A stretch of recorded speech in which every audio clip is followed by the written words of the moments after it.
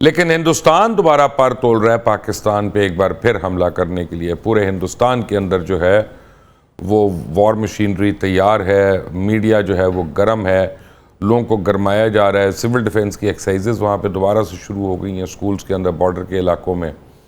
और इस बारी वो कोई नए फितरे के साथ आना चाह रहे हैं और वो चाह रहे हैं कि इतनी शिद्दत वाली जंग की जाए कि कोई रुकवाने बीच में पहले 10-15 दिन आ ही ना सके। क्या होगा? क्या ये जंग हो सकेगी या नहीं? और अगर ये होती है तो फिर क्या होगा? मुझे ज्वाइन किया है जनाब अवैस हमीद भट्ट ने, डायरेक्टर न्यूज़ एंड 365 के, और मुझे ज्वाइन कर रहे हैं समवेयर फ्रॉम द मोटरवे जनाब नईम हनीफ का। बड़े मिशन के लिए गए हुए थे और लगता है कि इनका मिशन कामयाब हुआ है। गाड़ी की सीट जो है वो काफ़ी भरी हुई लग रही है मुझे, बट एनीवे आप दोनों का वेलकम। और नईम हनीफ साहब, राजनाथ सिंह और इंडियन आर्मी चीफ और एयर चीफ जो है वो आपको नहीं हंसता देखना चाह रहे और वो धमकियों वाले उन्होंने बयानात देने शुरू कर दिए हैं पब्लिक के अंदर। बड़ी खौफनाक धमकियाँ हैं और घटिया किस्म की। तो आज DG ISPR का बड़ा स्ट्रॉन्ग रिबटल आया और DG ISPR ने सिर्फ आप समझे कि थप्पड़ मारा है उनके मुंह पे और कहा है कि अपनी औकात में रहो, हम अपने मुल्क का दिफा कर सकते हैं और पहले भी किया है, तुम भूल गए हो। और जितने तुम्हारे जहाज़ गिराए, जितना तुम्हारा हाल किया, तो अब तुम्हें याद करा देंगे। लेकिन उन्होंने ये भी कहा कि ये जंग हौलनाक हो सकती है। नईम हनीफ, क्या आपको लग रहा है कि दोबारा खित्ते में जंग के शोले भड़काने वाले? सर, ये खबरें आप ही तकरीबन 2-3 माह से दे रहे थे और उस पे एक तो ये है कि जाहिर है कि अक्टूबर का आगाज हो गया है और 1 माह रह गया है हरियाणा के जो है वो इंतखाबात में। बिहार के दूसरी बात यह है कि DG ISPR की मुझे वो जुमला आज तक याद है जो मई में उन्होंने एक प्रेस कॉन्फ्रेंस की थी जिसमें पहलगाम का इल्जाम लगाया जा रहा था बेबुनियाद। तो उन्होंने कहा था कि अब हम कुछ करेंगे तो फिर जो है ना, आपको नहीं बताना पड़ेगा, फिर दुनिया बताएगी कि हमने कुछ किया है।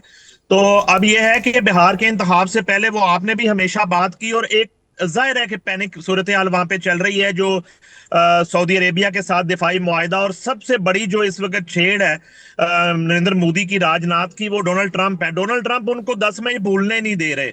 कम अज कम जो है वो उन्होंने 50 मुकम्मल कर लिया, 52 से 54 मरतबा उन्होंने क्रेडिट दिया है मुख्तलिफ तकारीब में, मुख्तलिफ प्रेस कॉन्फ्रेंस में। और वो ग्रेट लीडर कहते हैं शहबाज शरीफ को, और वो ग्रेट फील्ड मार्शल कहते हैं जनरल सैयद आसिम मुनीर को। तो ये सारी सूरत हाल में एक सफारती महाज पर भी जो है वो बड़ी एक सुबकी का सामना है भारत को, नरेंद्र मोदी को, राजनाथ को। तो अब ये है कि मैं चूंकि इस्लामाबाद से आया हूँ, कुछ मुलाकातें भी हुई हैं, तो अल्हम्दुलिल्लाह भरपूर तैयारी है हर लिहाज से। 10 मई से बड़ा जवाब जो है वो देने की तैयारी है। ये करके देख लें ये एडवेंचर भी, और इनको समझ आ जाएगा और शायद फिर ये भारत का आखिरी एडवेंचर होगा। इसके बाद भारत इस तरह का कोई एडवेंचर करने की पोजीशन में नहीं रहेगा। भारत शायद इस शक्ल में भी ना रहे, भारत शायद इस शक्ल में भी ना रहे। अब मैं आपको एक बात बताऊं कि राजनाथ सिंह ने इशारा किया कि सर क्रीक के रास्ते हम आ सकते हैं। ये बेसिकली क्या कर रहे हैं, जो मैंने 3 महीने से आपको बता रहा हूं कि हिंदुस्तान की बड़ी नज़रें हैं कि हम कराची के ऊपर हमला और हम सर क्रीक के रास्ते से हमला करें। बेसिकली वहाँ पे जो पूरा आगे मैंग्रोव्स का एरिया है वहाँ से होते हुए, इसलिए इंडियन नेवी ने ओवरक्राफ्ट से बहुत ज़्यादा इन्वेस्टमेंट की है। आप देखें जैसे लैंड के लिए वो ड्रोन्स के ऊपर बड़ी इन्वेस्टमेंट कर रहे हैं, S-400 के ऊपर कर रहे हैं, यहाँ पे उन्होंने होवरक्राफ्ट्स के लिए की है।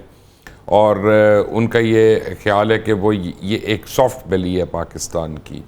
लेकिन अवैस हमीद भट्ट साहब, एक तो शुक्रिया आपका, आप हमारे साथ आए।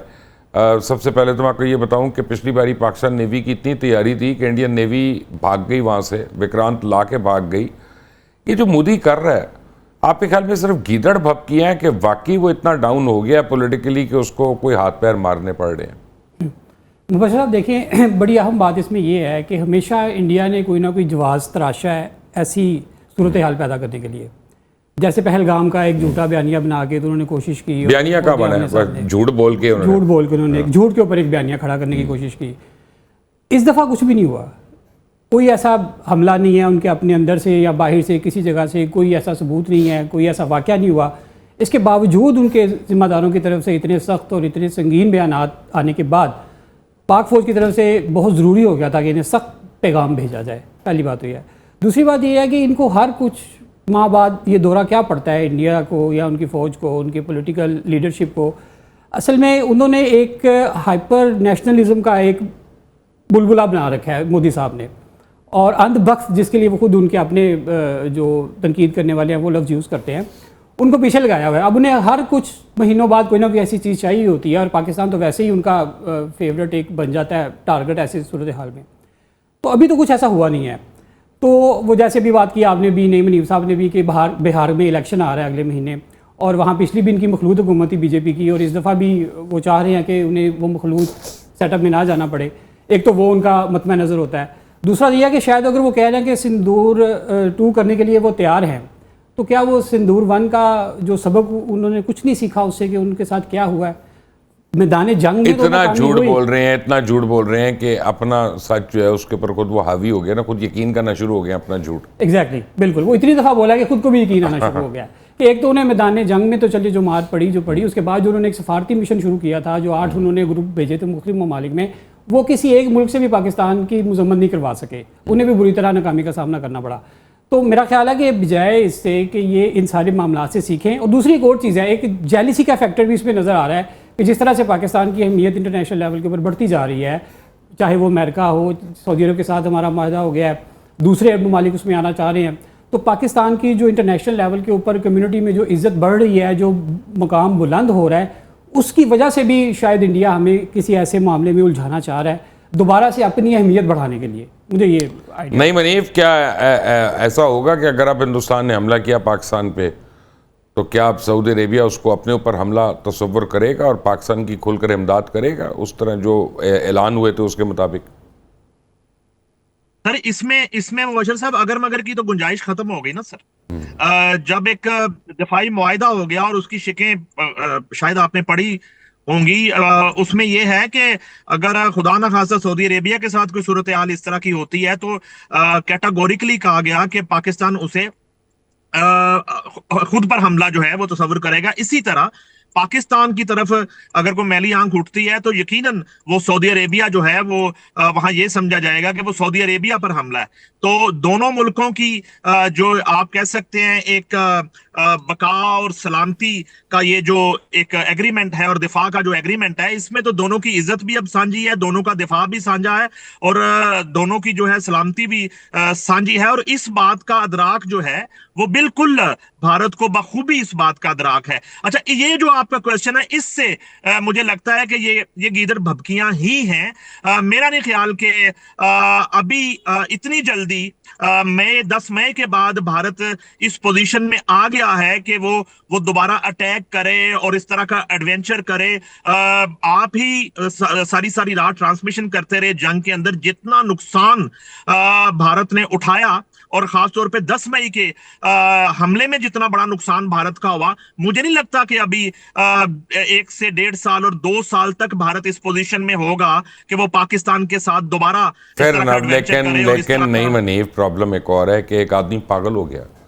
आप समझे एक कुत्ते ने कुत्ते को काट लिया आके, तो अब जो एक कुत्ते की हालत हो रही है वो बेचारे की हो रही है हालत वहाँ पे। वो जितना यानी अपने मुल्क में जलील हो गया है, शर्मिंदा हो गया है, परवीन स्वानी हो या करण थापर हो, ये सब। अब तो इवन पालकी शर्मा ने सवालात करने शुरू कर दिए, बोलना शुरू हो गए। वो शिवांगी सिंह की फैमिली जो है वो तो मातम कर रही है कि हमारी बेटी की लाश ही हमें दे दो, हम उसके आखिरी रसूमात कर लें। ये तो अपने मरे हुए फ़ौजियों को या मारे गए फ़ौजियों को आला तरीन एजाज़ात नहीं दे रहे। ये आप याद करें, वो सफ़ेद झंडे लहरा के LOC के ऊपर अपनी लाशें उठाने के लिए आते रहे। विक्रांत आया, जो मैंने अभी अवैध से सवाल पूछा था, विक्रांत आया और 200 किलोमीटर दूर ही वापस मुड़ गया था जब इन्होंने अपने JF-17 उड़ाए, क्योंकि वो मैरी टाइम फोर्स एक बना ली है उसकी। अब उन्होंने नए मिज़ाइल्स का तजुर्बा किया। वो इंटरकॉन्टिनेंटल मिज़ाइल है, उसका हमसे क्या ताल्लुक़ है। लेकिन हमारे पास जो मिज़ाइल्स हैं वो इंडिया के कोने कोने पे जा सकते हैं। तो इंडिया क्या चाहता है कि क्या पाकिस्तान को, उनका ये होता है ना कि फ़र्स्ट ट्राई कम कर दें तो ये हिल ना सकें, उसके बाद ये यानी बिल्कुल वो आपने पहली किसी को लगा दी तो वो गिर गया उसी में। क्या खुदा न खास्ता ये उनका प्लान है इस लेवल पे करने का? तो फिर वर्ल्ड पावर्स पहले ही समझ रही हैं कि इंडिया जो है उसने गैर जिम्मेदारी का मुजाहरा किया, तो अब क्या होगा? सर उसमें ये है कि आज के दिन तक पहलगाम के ये सबूत ही नहीं दे सके। ये जो है जो ऑपरेशन सिंदूर पार्ट 2 करने की बात करते हैं, तो ऑपरेशन सिंदूर पार्ट 1 जो है वो उसकी जो बुनियाद थी वो इतनी खोखली है, और आज के दिन तक पूरी दुनिया को, जैसे अवैस अमीर साहब कह रहे थे कि जैसे पाकिस्तान का एक डेलीगेशन गया और भरपूर सफारतकारी की और पूरी दुनिया को जाकर बताया, बिलावल भुट्टो जरदारी थे उसमें और इत्तेहादी जमातों के लोग थे, और उन्होंने बताया कि ये प्रोपेगेंडा है और पहलगाम जो है कोई हकीकत नहीं है। इसी तरह इनके डेलीगेशंस भी गए, लेकिन वो दुनिया को कन्विंस नहीं कर पाए कि पाकिस्तान ने पहलगाम किया है। तो अब जिस ऑपरेशन का पार्ट 1 ही जो है वो इस कदर पिट गया और इस कदर सुबकी और इस कदर जलालत, और जो आपने बात की है भारत के अंदर जितनी सुबकी हुई है और जितनी जलालत हुई है नरेंद्र मोदी की और राजनाथ की और इनकी पूरी हुकूमत की, तो मेरा नहीं ख्याल कि कुछ जवाज सॉलिड जवाज उनके पास है और वो जवाज पैदा कर पाएंगे आइंदा हफ्ते 2 हफ्ते में या 1 माह के अंदर के वो पाकिस्तान के साथ किसी तरह का एडवेंचर करने जाएं। अपना वैसे एक दोबारा झूठा वाकई करना ना, वो करके फौरन वो कर देंगे, उनका कोई इशू नहीं है। वो ज़्यादा ये कह देंगे कि जी LOC क्रॉस किया पाकिस्तान ने, हम उसका जवाब दे रहे हैं। जब आप लड़ने के लिए तैयार हों फिर तो आप 100 बहाने कर सकते हैं। फिर तो आप क्रिकेट के ऊपर ही बहाना कर लें, हमारी ट्रॉफी नहीं वापस की तो हमने अपना वो छोड़ना नहीं है। तो ये तो आपसे बेहतर तो ये कोई नहीं जानता। जी बिल्कुल, आप ठीक कह रहे हैं, क्योंकि आमतौर पे इनकी आदत तो यही है, इनकी जो मोटर्स ऑपरेंडी है वो यही है कि ये कोई फाल्स ऑपरेशन ही करते हैं मोस्ट ऑफ द टाइम। नहीं, मैंने सामने बड़ी अच्छी बात की कि कम से कम इनकी बढ़ के लगाने से लगता है कि ये बॉलीवुड की मूवी से बड़ी इंप्रेस है मोदी साहब जो है। तो उन्हें देख कर ही सीख लें कि सीक्वल भी उस मूवी का बनता है जो सुपर हिट जाती है या हिट जाती है कम से कम। तो आपकी अगर सिंदूर 1 फ्लॉप हो गई है तो उसका आप सीक्वल बनाने चल पड़े हैं, तो भाई उससे भी ज़्यादा बुरा शो होगा आपका। तो ये समझने की नहीं, लेकिन आप देखें ना लद्दाख में जो हुआ है, वो सोनम गोंचंग जो भी है उसको पाकिस्तान के खाते डाल दिया ना, हालांकि तारीफें तो मोदी की करता था पहले वो। जी बिल्कुल, ये बड़ा उनके लिए बड़ा आसान ये होता है, किसी भी अपने बंदे को चाहे उन्होंने मुर्द इल्ज़ाम ठहराना हो, किसी सबूत की ज़रूरत नहीं है। पाकिस्तान का नाम ही सबसे बड़ा सबूत बन जाता है। अगर देशद्रोही अगर किसी को उन्होंने साबित करना है तो उसके लिए पाकिस्तान का ठप्पा लग जाएगा उसके ऊपर, तो वो समझे कि वो हमेशा के लिए एक ब्लैक लिस्टेड पर्सन हो गया है। उसके ऊपर फिर कुछ सवाल करने का जो मार्जिन है ना, वो उस इंडियन सोसाइटी में वैसे वजह से ख़त्म हो गया है। कोई बंदा उसकी लेजिटिमेसी पे उंगली नहीं उठा सकता फिर कि उसके ऊपर ठप्पा ऐसा लग गया कि वो बेचारा किसी और काम का रहा ही नहीं। नहीं, मुझे ये बताइएगा कि क्या इतनी देर में पाकिस्तान ने चाइना से J-20 या J-35A और PL-17 एंड PL-21 मिसाइल्स और जो मोबाइल एयर डिफेंस सिस्टम की बात हो रही थी, ये सारा कोई ले लिया होगा अभी तक कि नहीं? सर मेरा ख्याल है कि इसकी डिलीवरी तो जो है शिवानगी की डेड बॉडी जो है मिलने से पहले हो चुकी पाकिस्तान को। और इस हवाले से आपके पास मुझसे बहुत ज्यादा खबरें हैं और आपने विजिट भी किए, और ये है कि हमारी पूरी तैयारी है सर। हमें जो है इक्विपमेंट के लिहाज से और हमारा जो जज्बा है, और बिल्कुल ये बात जो है एक हकीकत है मुबशर लुकमान साहब। ये 10 मई की जंग जो है ना, ठीक है, हमारी एयरफोर्स ने लड़ी, हमारी आर्मी ने लड़ी, हमारी नेवी ने लड़ी, मगर मैं ये कहता हूं कि 10 मई जो थी वो पाकिस्तान की कौम ने लड़ा, और उससे ज्यादा जज्बे के साथ, उससे ज्यादा ताकत के साथ जो है वो पाकिस्तानी कौम जो है और हम सब जो है तैयार है।